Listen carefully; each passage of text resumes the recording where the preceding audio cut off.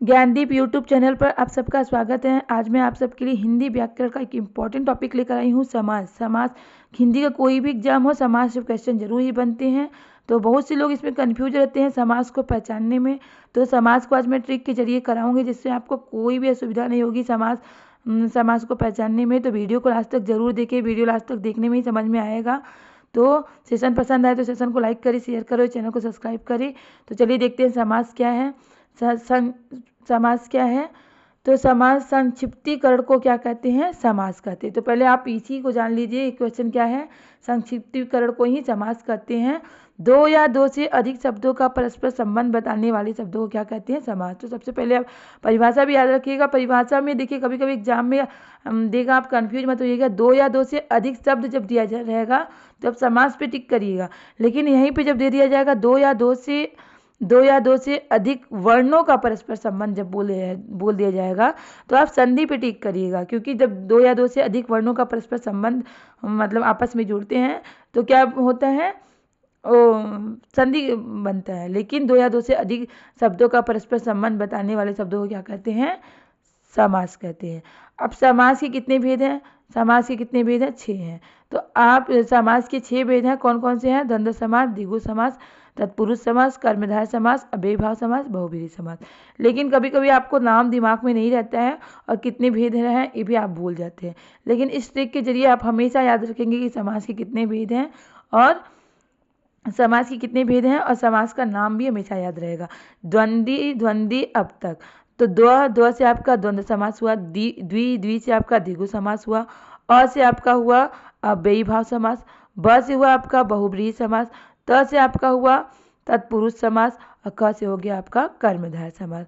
तो द्वंद्वी अब तक में अगर इसको कितने हो रहे हैं इसके वर्ण, अगर अलग अलग करने पे 6 वर्ण हो रहे हैं, मतलब 6 भेद हैं। कितने भेद हैं समास के? 6। और दो अलग अलग वर्णों से आप समास का नाम भी याद रख पाएंगे। द्व से द्वंद्व समास, द्वि से द्विगु समास, अ से अव्ययीभाव समास, ब से बहुब्रीहि समास, त से तत्पुरुष समास, और क से कर्मधारय समास। अब चलिए देखते हैं हम लोग। तो आप ये ट्रिक हमेशा याद रहेगा, ट्रिक को दिमाग में याद रख लीजिए, जिससे आपको हमेशा समास के भेद और समास के नाम हमेशा याद रहेंगे।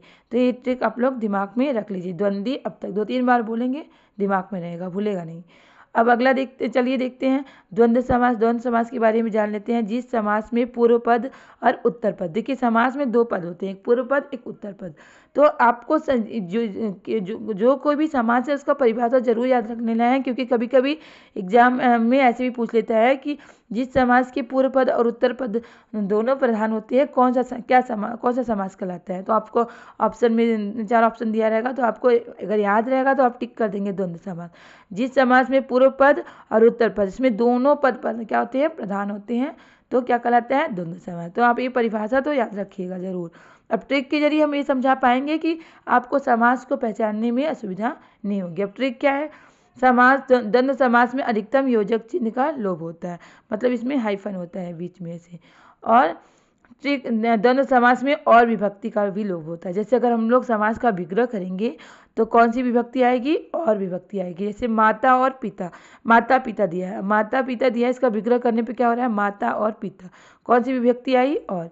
राधा कृष्ण, राधा कृष्ण, राधा और कृष्ण। अब देखिए, केवल आप लोग हाइफन से मत जो इसमें योजक चिन्ह दिया है हाइफन, इससे मत समझ लीजिएगा कि द्वंद्व समास है, क्योंकि कभी कभी अव्ययीभाव में भी हाइफन दिया रहता है। रात, रात, रात और रात। तो आप एग्जाम में टिक लगा के आएंगे द्वंद्व समास, जबकि क्या होता है? अव्ययीभाव समास होता है। जैसे जब दोनों पद क्या रहेंगे? विपरीत रहेंगे, तब द्वंद्व समास होता है। और सेम रहता है तो क्या होता है? द्वंद्व समास नहीं होता है। तो ये कौन सा क्या होता है आपका? अव्ययीभाव समास होता है। जैसे राधा कृष्ण, भाई बहन, विपरीत है ना। पाप पुण्य, पाप और पुण्य दूसरे का क्या है? विपरीत है। सुख दुख विपरीत है, और बीच में हाइफन है, आपका योजक चिन्ह है, और विभक्ति आ रहा है विग्रह करने पर। लेकिन इसमें तो और विभक्ति नहीं आ रहा है ना, तो कौन सा हो गया आपका? द्वंद्व समास है। आशा करती हूँ कि आपका द्वंद्व समास वाला कंसेप्ट क्लियर हो गया होगा। अगला देखते हैं हम लोग क्या? द्विगु समास। द्विगु समास क्या है? जिस समास में पूर्व पद संख्या वाचक हो, द्विगु समास कहलाता है। मतलब 2 पद होते हैं, पूर्व पद और उत्तर पद, जिसमें पहला पूर्व पद आपका क्या होगा? संख्या होगा। इसमें संख्या की क्या होती है? प्रधानता होती है। जैसे यहाँ पे देख लेते हैं एग्जाम्पल में, नवरत्न, और नवरत्न में अगर हम लोग अलग करेंगे तो क्या बनेगा? नव और रत्न, क्या बनेगा, नवरत्न, अलग करने पे। तो पहला पद हुआ और रत्न क्या हो गया, दूसरा पद। नवरत्न मतलब 9 रत्नों का समूह, तो 9 हो गया आपका संख्या, 9 मतलब 9। सप्तदीप, 7 दीपों का समूह, तो सप्त 7, 7 क्या हो गया, संख्या हो गया। त्रिभुवन, त्रि से 3, 3 भुवनों का समूह, तो त्रि आपका क्या हो गया, संख्या हुआ, जो कि द्विगु समास है। सत मंजिल, 7 मंजिलों का समूह, तो सत क्या हो गया, 7, तो 7 क्या है आपका संख्यावाचक। तो इसको समझने में आपको कोई भी सुविधा नहीं होगी, क्योंकि इसका पहला पद क्या होता है, संख्या होता है। अब संख्या के जरिए समझ पाएंगे कौन सा समास है, द्विगु समास है। अब अगला देखते हैं हम लोग क्या है, कर्मधारय समास। जिस समास में पूर्व पद विशेषण और उत्तर पद क्या हो, विशेष हो, कर्मधारय समास कहलाता है। इसमें विशेषता या तो आप ऐसे भी बोल सकते हैं कि विशेषता बताने वाले समास को कर्मधारय समास कहते हैं। जैसे इसमें पहला पद क्या होता है, विशेषण होता है, और जो कि दूसरे पद की क्या कहलाता है, क्या करता है, विशेषता बताता है। जैसे काली मिर्च, मिर्च कैसी है, काली है, तो यहाँ मिर्च की विशेषता बता रहा है, कैसा, काली, काली यहाँ पे क्या हुआ, विशेषण। नील कमल, कमल कैसा है, नीला, तो कमल की विशेषता बताई जा रही है, कैसा, कमल नीला है, तो यहाँ पे क्या हो गया आपका कर्मधारय समास। चंद्रमुखी, मुख कैसा है, चंद्र के समान है, तो यहाँ पे चंद्रमुखी कर्मधारय समास है। तो विग्रह करने पे और ऐसे भी आप समझ जाएंगे कौन सा समास है, कर्मधारय समास है।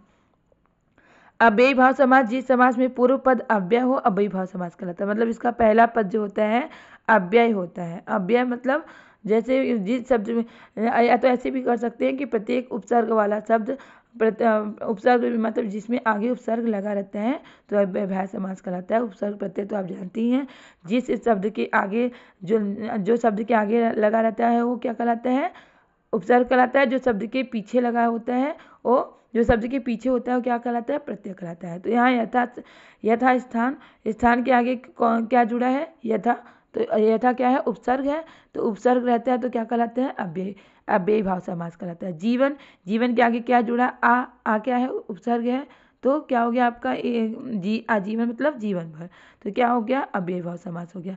प्रतिदिन, दिन के आगे क्या जुड़ा, प्रति क्या हो गया आपका उपसर्ग, तो प्रत्येक दिन, तो ये क्या हुआ आपका अव्ययी भाव समास।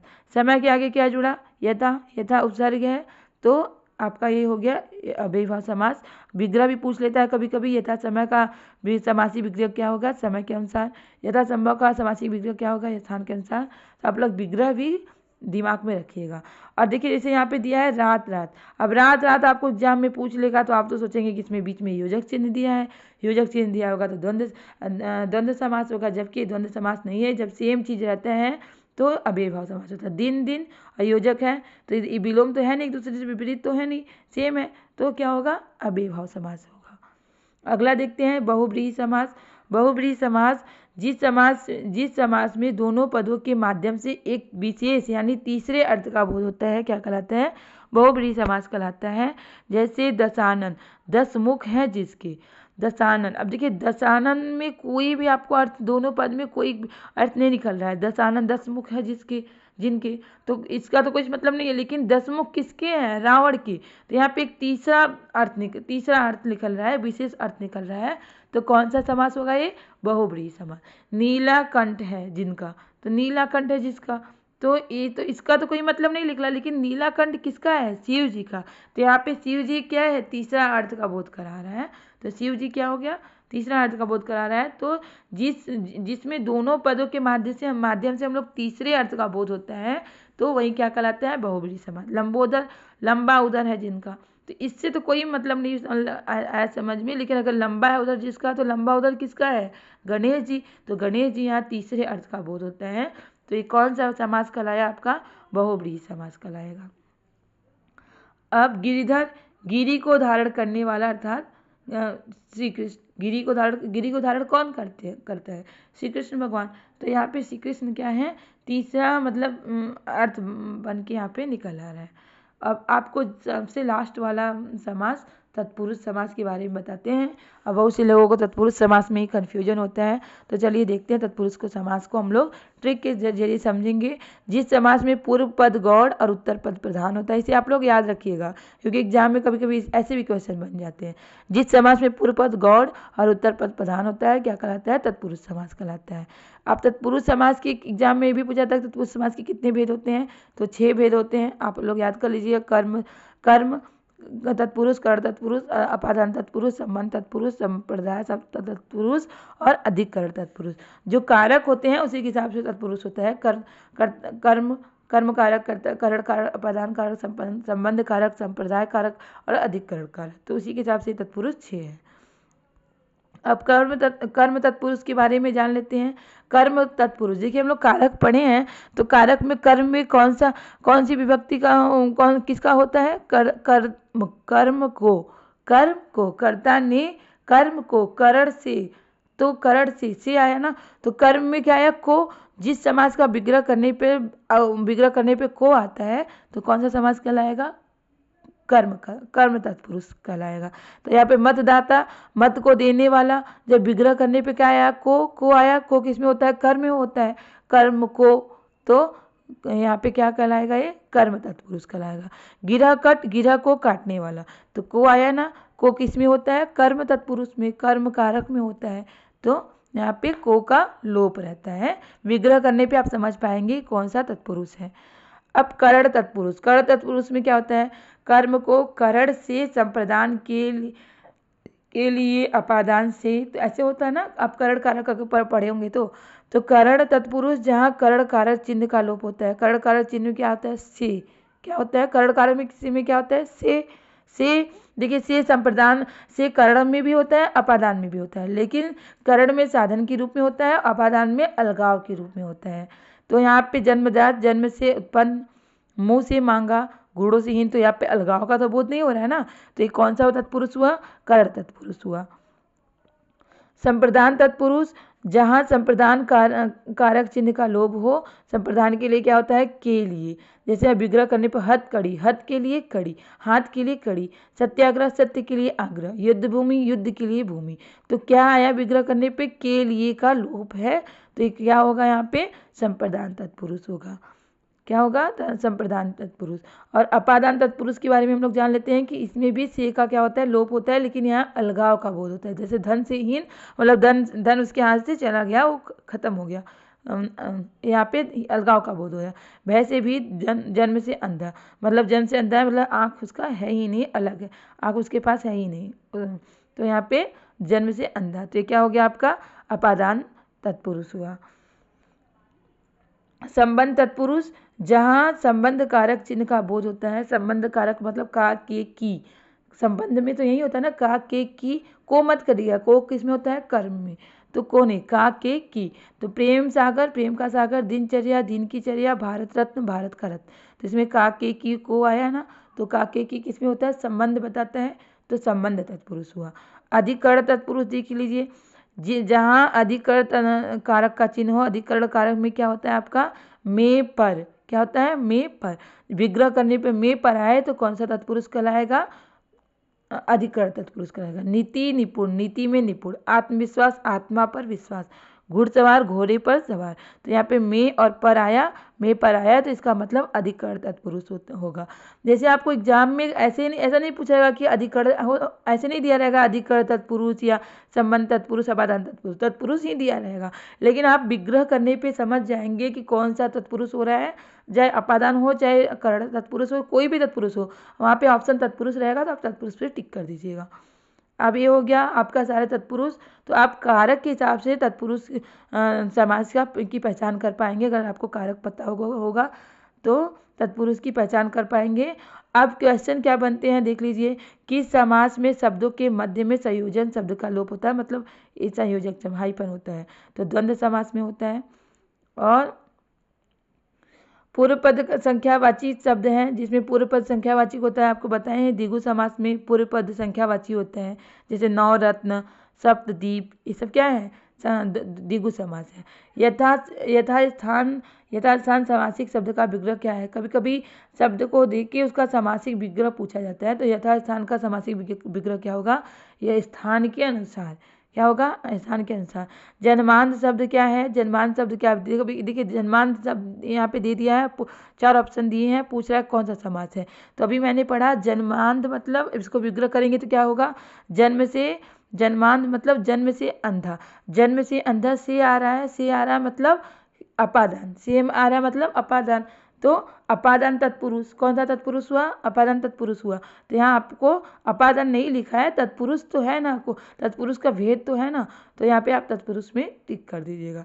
जिस समास में दोनों पदों के माध्यम से एक तीसरे अर्थ का बोध होता है, मतलब आपको पता है कि दो पद रहेंगे लेकिन दोनों पद से कोई मतलब नहीं होगा, उससे एक तीसरा अर्थ निकल के आएगा, तो क्या कहलाता है? बहुब्रीहि समास कहलाता है। जैसे दशानन, 10 है जिसके 10 आनन है जिसके, और दशानन हो गया। नीलकंठ, नीला है कंठ, नीला कंठ किसका है? शिव जी का है। और दशानन रावण, तो ये तीसरा अर्थ निकल के आ रहा है। तो उम्मीद है आपको सेशन जरूर पसंद आया होगा और आपको समाज के बारे में अच्छे से समझ में भी आ गया होगा। तो आप सेशन पसंद आया तो सेशन को लाइक करें, शेयर करें, चैनल को सब्सक्राइब करें और इसी तरह के क्वेश्चन और इसी तरह के टॉपिक की तैयारी करने के लिए हमारे चैनल से जुड़े रहें, जिससे आपकी अच्छी तैयारी हो सके, आप अपने एग्जाम में सफल हो सके। और तब तक के लिए मिलते हैं नेक्स्ट क्लास में। बाय।